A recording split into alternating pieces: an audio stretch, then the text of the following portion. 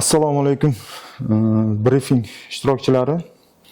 Yangiyer shahar Mudofaa ishlar bo'limi tomonidan kadrlar salohiyati va professional rivojlanish, malaka oshirish, tajribali va zamonaviy bilimlar mavzusi bo'yicha ma'lumot bermoqchiman.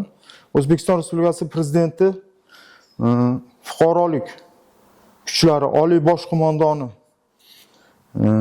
Shavkat Mirziyoyev harbiy ta'limni isloh qilish bo'yicha takliflar taqdimoti bilan tanishdi. Bu haqida Xavfsizlik kengashining 2025-yildagi 23-fevraldagi topshiriqlari belgilandi. Bunda 20 dan ortiq xorijiy mamlakatlar tajribasi o'rganilib, yangi milliy model ishlab chiqildi. Xullas, Qurolli Kuchlar akademiyasini qayta tashkil etish va ular negizida harbiy xavfsizlik va mudofaa universitetlari tashkil etish,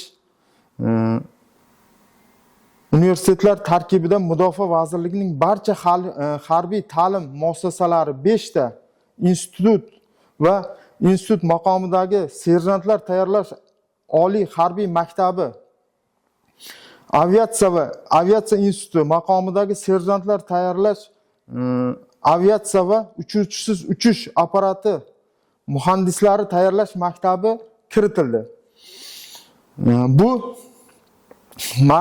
markazlashgan vertikal tizim hosil qilib, qo'shinlarning jangovar salohiyatini oshirish, dual ta'limni kengaytirish, ilmiy tadqiqotni amaliyotga tatbiq qilish, yangiliklardan biri 2+2 dasturi bo'yicha uning doirasida 18 xil yondosh sohalar, mutaxassislar va boshqa oliy ta'lim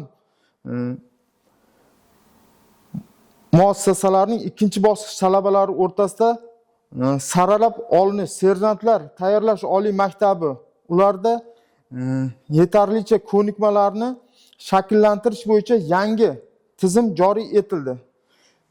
Serjantlar zamonaviy taktik va yangi qurollar bilan ishlashga o'tildi.